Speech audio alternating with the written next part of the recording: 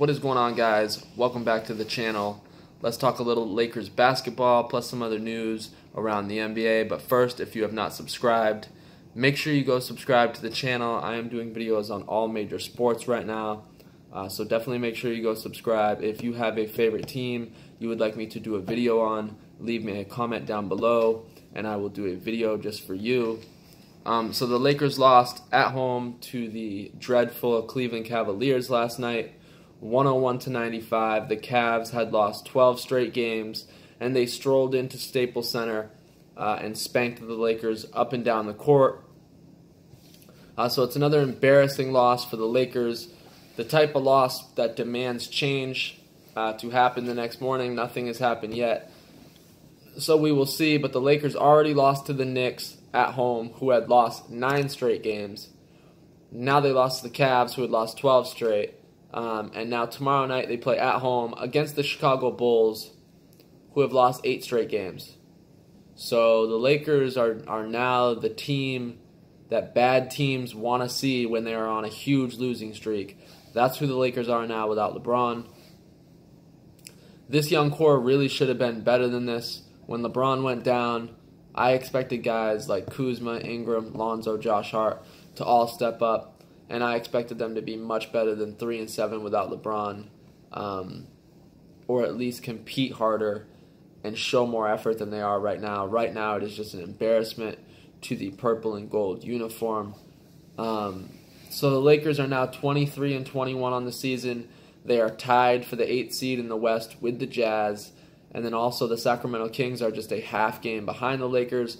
Both the Kings and the Jazz both play tonight, so if they both win tonight, the Lakers will be down at the number 10 seed by tomorrow morning. So they are free-falling right now. They were the 4 seed when LeBron got hurt on Christmas Day, and now they could potentially be the 10 seed after tonight.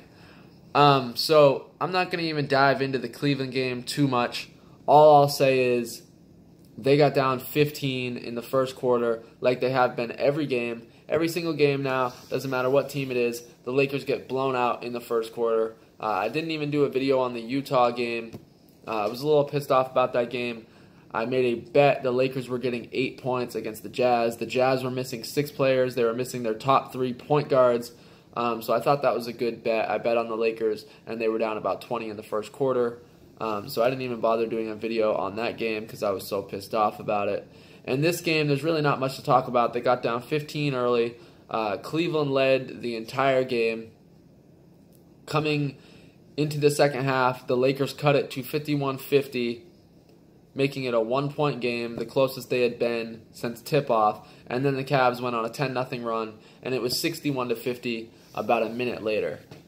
And then the Lakers were down 15 points basically until late in the fourth quarter, when they decided to start playing hard in the last, 5, maybe 4 minutes of the game.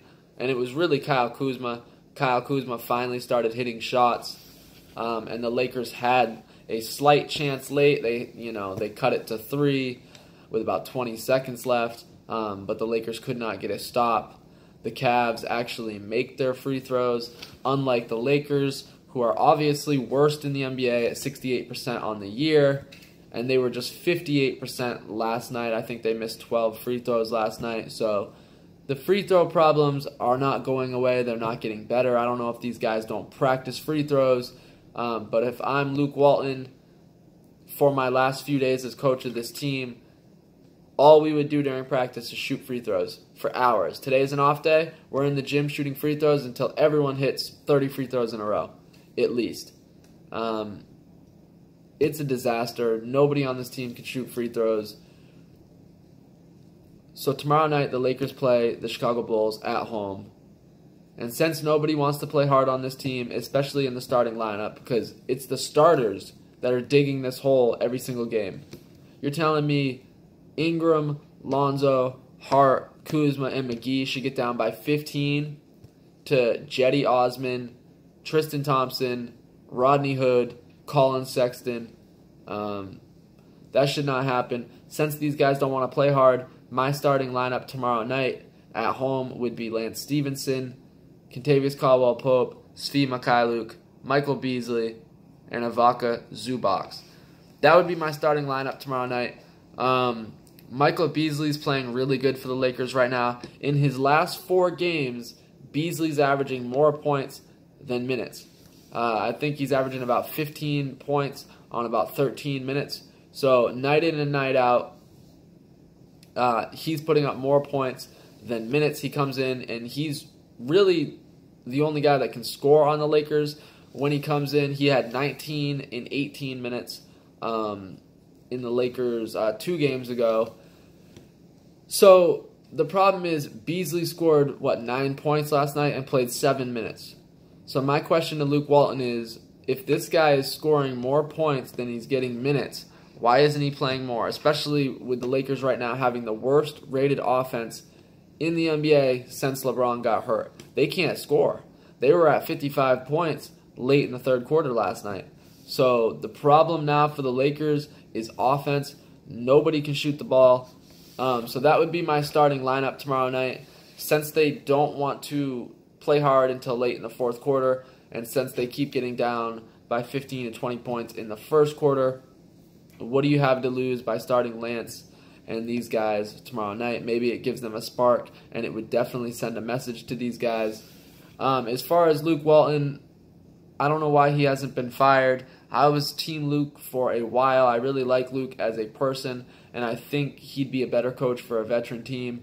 But he clearly has no idea how to develop young players, and I'm not putting it all on him because these young guys gotta want it themselves. You know, Luke can't want it for them, but it just seems like every time out, every time they're on the bench, Luke's not drawing anything up. Luke's not showing any emotion besides just sitting there with that disgusted look on his face, which I don't blame him. You know, I would have the same look, but I'd be at least trying to push these guys a little bit more, challenging them.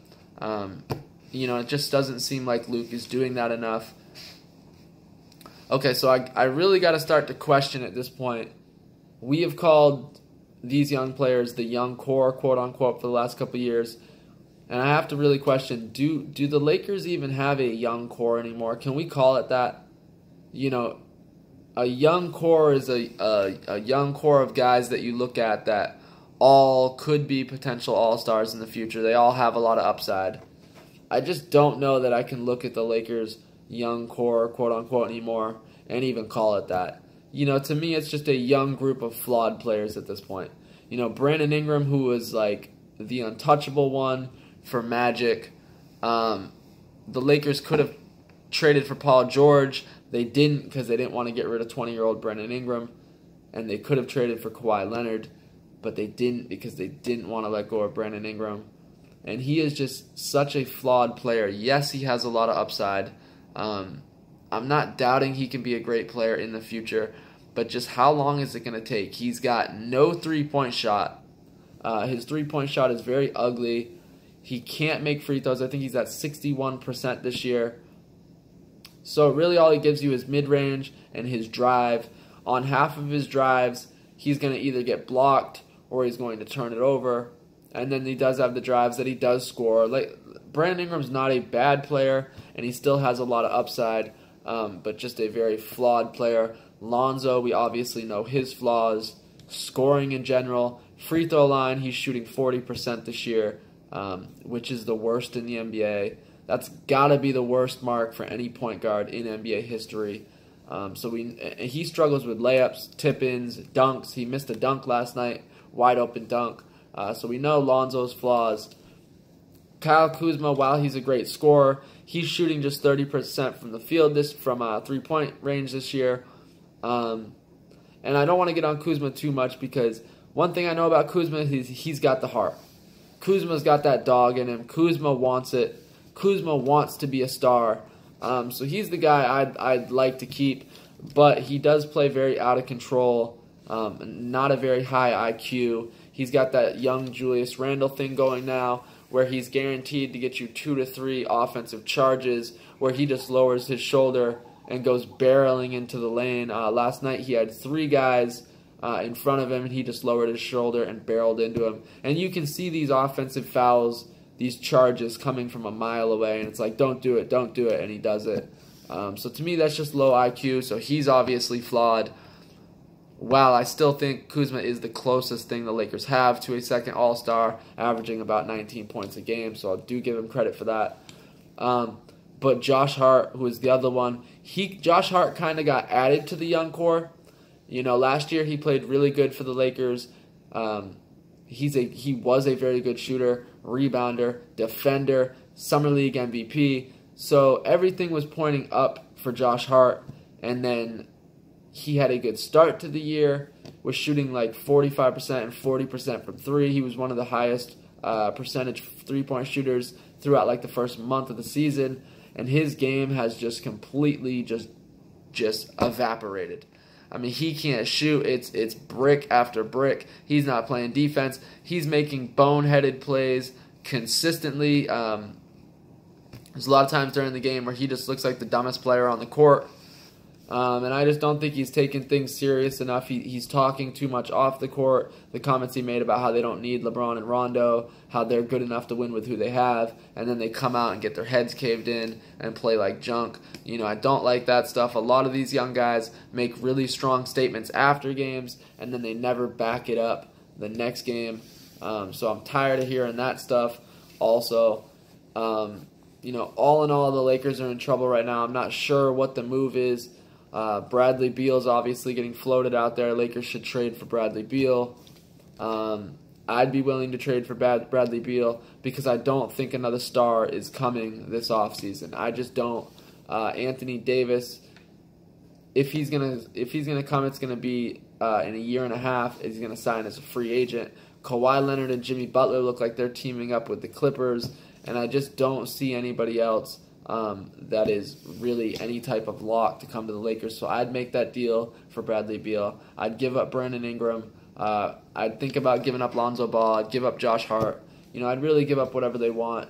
Bradley Beal is a big-time star player in this league, all-star every single year. He put up 43, 15, and 10 yesterday against Toronto in a win over the Raptors and Kawhi Leonard. So Beal is balling right now. The price is going to be really high, but I just think you got to secure that second All-Star because nobody on this team is looking like they're ready for a breakthrough.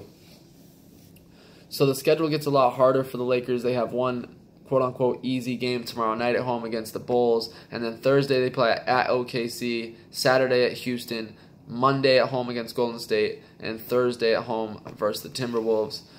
So the Lakers really messed up by not taking advantage of the easy schedule the first half of the year.